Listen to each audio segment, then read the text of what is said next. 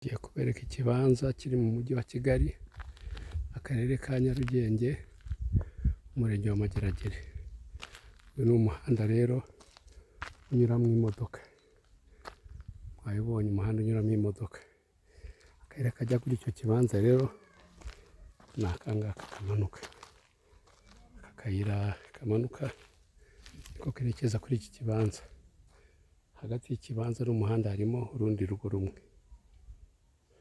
Uwagishaka, uwagishima, nimero yaduhamagaraho ni 0788 40 33 95. Ni nazo ziri kuri WhatsApp. Akayira kamanuka kajyayo ngaka. Harimo urugo rumwe hagati y'umuhanda n'icyo kibanza. Ikibanza tukigezeho.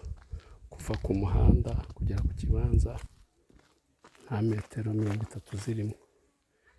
Iziko ni rwo rubibi rero rw'iki kibanza. Ikibanza ngicyo ni kinini, ni Kigali, kiri mu buhinzi.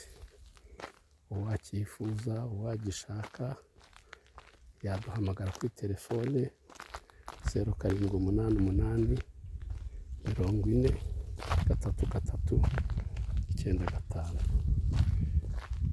Ngicyo uko kiza n'aka kayira gifatira hano kuri uru rubibi. Reka tubatambagize rero ingano yacyo. Ni ikibanza kinini kandi cyiza, uwagikenera ntabwo byamugora. Rwose ni urubibi ku ruhande rwo hepfo.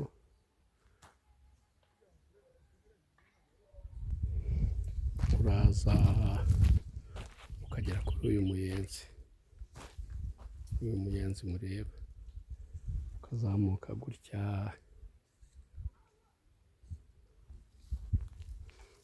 Turazamuka tukireba 0788 40 33 95. Uwakumva agishimye kandi agikunze, iyo niyo nimero yatubonaho.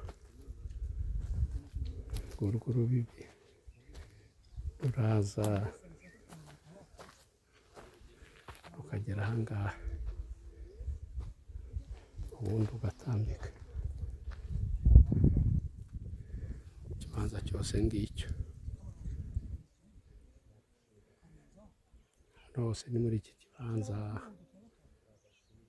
Murakoze rero, mukore subscribe kuri channel yacu ya Tumenye BTV, mukora share y'utu video. Abashaka amazu, abashaka ibibanza, abashaka inzu zo gukodeshwa, mwatugana.